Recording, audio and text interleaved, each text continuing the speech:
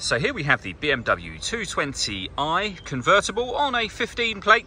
I'm going to start off by showing you around the outside of the car, and then we'll hop in and run through some controls on the inside. From the outside you can see that it's a two-door car, of course, and convertible with alloy wheels. Let's start off inside the boot and then work our way around the rest of the car from there.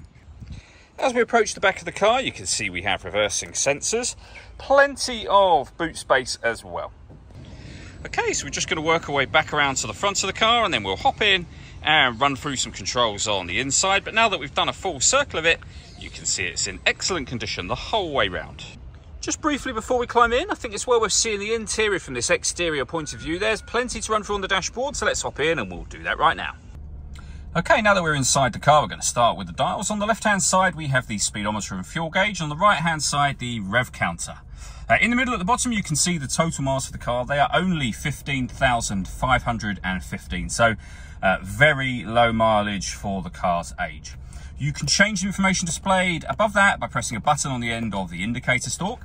If we back out to the steering wheel, we have speed limiter on the left-hand side, and on the right-hand side, stereo and phone controls. You won't be able to use the phone until you pair it up to the vehicle, which is done under the telephone heading. And then just follow the instructions on the screen from there. All the movement that you see me making on the screen is being done using the iDrive system, which is essentially this dial and the collection of buttons that surround it. You can do virtually everything from that dial. So for example, you can rotate it to navigation, push it down, we're then in the sat nav menu. You can see we've got a nice clear color display available to us there. If you want to listen to your music, we've got the radio, FM, AM and DAB.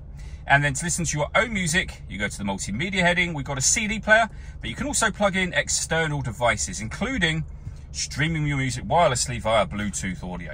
Working our way down, we have the CD player, the main volume for the stereo, and then your air conditioning. So you can adjust the fan speed, temperature, and direction of the air. The air conditioning is on at the minute, that's off. Back on again. If you hit auto, the car will take control of the fan speed and direction of the air to maintain the temperature that you've asked for. Press auto again and you go back to your main settings, and you can override that and put it in whatever setting you wish to have it in. We've got a heated driver's seat and a heated passenger seat, both with 3 different heat settings, particularly handy of course in a convertible. Below that, 2 cup holders and a 12-volt charging socket, the 6-speed manual gearbox. You can turn the traction control off, you can change the driving setup of the car, and then potentially the most important button is this one, which is for the roof. Pulling that back up towards the back of the car will open the roof, which I'll show you now.